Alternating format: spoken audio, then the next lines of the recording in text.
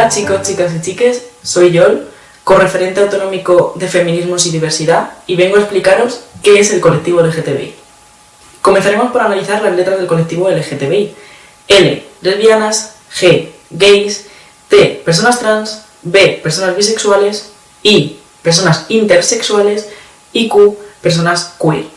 El término queer es un término inglés que se empezó a usar en los años 90 para incluir a todas esas personas disidentes sexuales o disidentes de género, es decir, personas que no entraban dentro de la normatividad social. Dentro del colectivo LGTBI, como ya he dicho, la L, la G y la B son orientaciones sexuales.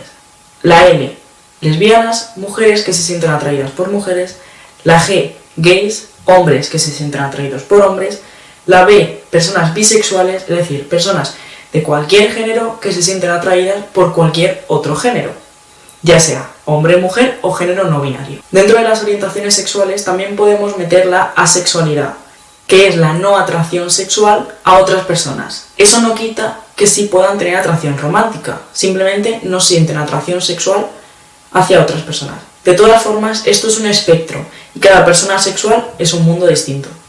Vamos con otro término, la I del colectivo, la intersexualidad. ¿Qué es la intersexualidad?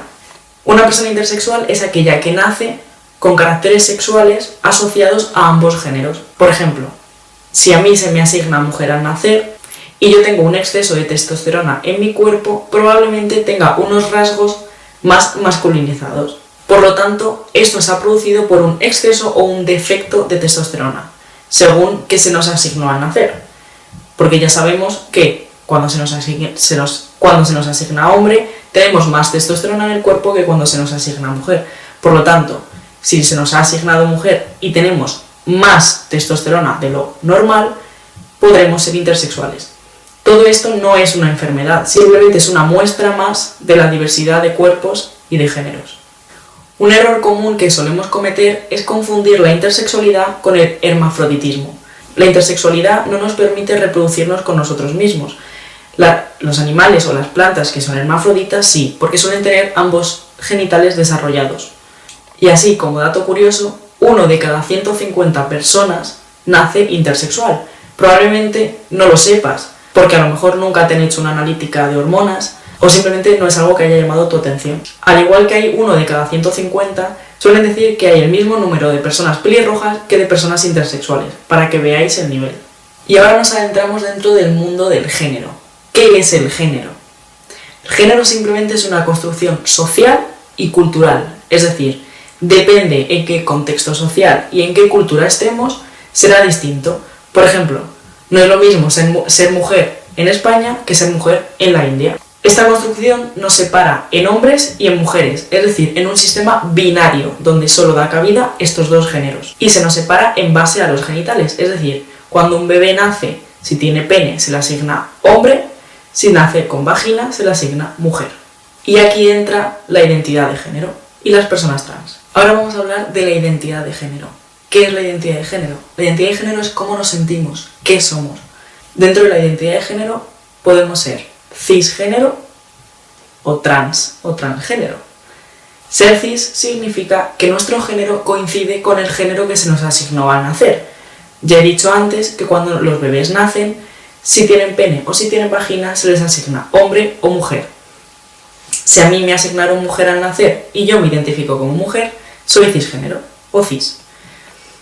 En cambio, las personas trans es lo contrario, es decir, si yo no me identifico con el género que se me asignó al nacer, por ejemplo, a mí me asignaron mujer al nacer y yo no me identifico como mujer, soy trans o transgénero. No debemos usar el término transexual porque es un término patologizante, es decir, se usa para tratarnos de enfermos. En 1985 se usó por primera vez el término transexual, que fue cuando empezaron a descubrir que existíamos las personas trans. Y se usó, como ya he dicho, para patologizarnos y tratarnos como personas que no estamos bien, que estamos enfermas. Por lo tanto, es mejor usar trans o transgénero. Dentro de las personas trans puede haber varias categorías, es decir, podemos ser chicos trans, podemos ser chicas trans o podemos ser personas no binarias, es decir, personas que no nos identificamos con ninguno de los géneros binarios. Bi significa dos, hombre o mujer, no nos identificamos con ninguno de esos dos. Por lo tanto, somos personas no binarias. Las personas no binarias, a veces, y no siempre, no es una regla, usamos el pronombre elle, es decir, el neutro. Hablamos de manera neutra, con la e, en vez de con la a, que suele ser usado en femenino, o con la o, que suele ser usado en masculino, usamos la e. Pero eso no es una regla, no es obligatorio. Hay personas no binarias que prefieren usar el masculino o el femenino, usar los dos, usar los tres, o usar el pronombre que prefieran. Siempre es mejor preguntar qué pronombre quieres que use contigo, antes de meter la pata. Un término que suele ser usado bastante dentro del colectivo trans es el de disforia, o disforia de género. El término disforia significa lo contrario a euforia, es decir, podemos sentir malestar con alguna zona de nuestro cuerpo, con nuestro género, o puede ser que no la tengamos, es decir, ser trans no es igual a tener disforia. Yo puedo ser un chico trans y no tener disforia con mi pecho, puedo estar a gusto con mi pecho. Otro término también bastante común dentro del colectivo, o bastante sonado, es los roles de género y la expresión de género. La expresión de género es cómo expresamos nosotros, es decir, mi expresión puede ser masculina, femenina o andrógina. Yo puedo ser un chico y que mi expresión sea femenina o sea andrógina, o puede ser masculina, pero no tiene por qué. Y por otro lado tenemos los roles de género, que están impuestos por la sociedad, es decir, la sociedad nos dice qué es de hombre y qué es de mujer. El azul es de niños, el rosa es de niñas, los niños no pueden jugar con muñecas, las niñas no pueden jugar al fútbol. Esos son roles y obviamente no están bien, son roles que hay que romper. Por lo tanto, un niño puede jugar a las muñecas, un chico puede pintarse las uñas, una mujer puede jugar al fútbol y así con todo. Ahora vamos a hablar un poquito de legislación y de leyes, de cómo está el colectivo LGTBI a nivel nacional y a nivel de la Comunidad de Madrid en cuanto a leyes.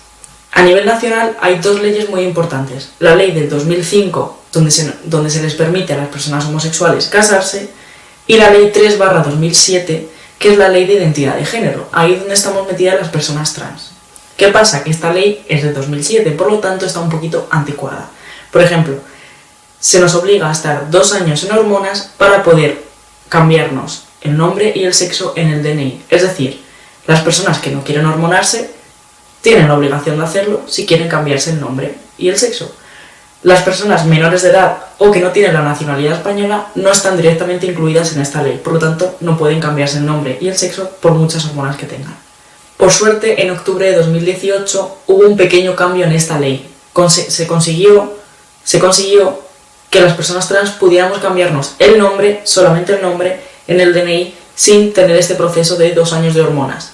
Por otro lado, en la Comunidad de Madrid hay otras dos leyes muy importantes. La ley 3/2016, que es la ley contra la LGTBI-fobia para proteger al colectivo, donde se menciona una serie de medidas, tanto a nivel de sanidad, educación, para proteger al colectivo. Y la 2/2016, que es la de las personas trans. Ahí esa ley sí que nos protege bastante. Por ejemplo, cualquier documento oficial cuya competencia sea de la Comunidad de Madrid, véase el abono de transporte, la tarjeta sanitaria, la tarjeta de la biblioteca, el expediente universitario, el expediente escolar, ese tipo de documentos se les pueda cambiar el nombre sin necesidad de que esté cambiado en el DNI, ya que el documento nacional de identidad depende del Estado, a nivel nacional. Por lo tanto, todos esos documentos que solo sean competencia de la Comunidad de Madrid, sí podemos cambiarle el nombre. Dentro del colectivo LGTBI hay dos fechas bastante importantes. Una, el 17 de mayo, otra, el 28 de junio. El 17 de mayo es el Día Internacional contra la LGTBI-fobia. Ocurre el 17 de mayo porque el 17 de mayo de 1990 fue cuando salió la homosexualidad de la lista de enfermedades mentales de la OMS, de la Organización Mundial de la Salud. Y el 28 de junio es el Día Internacional del Orgullo LGTBI. ¿Por qué el 28 de junio? Vale. El 28 de junio de 1969 ocurrieron unos disturbios en Nueva York, en Estados Unidos. Los disturbios de Stonewall. Stonewall era un bar clandestino donde se juntaban personas de diferentes géneros, orientaciones sexuales, personas disidentes, personas seropositivas, es decir, personas que no encajaban dentro de la sociedad. Como era ilegal todo eso, tenían que reunirse, como ya he dicho, en un bar clandestino. Este bar a menudo tenía redadas policiales, es decir, la policía entraba, chequeaba a las personas que había y las detenía, simplemente por el hecho de ser trans, de ser lesbianas, de ser gays, de ser seropositivos, etcétera, etcétera. ocurrió una redada más. ¿Qué pasó? Que esta vez no estuvieron calladas, lucharon para que esa policía no abusara de esas personas. Hubo muchísimas detenciones y muchísimas agresiones, pero marcó un antes y un después dentro del colectivo LGTBI.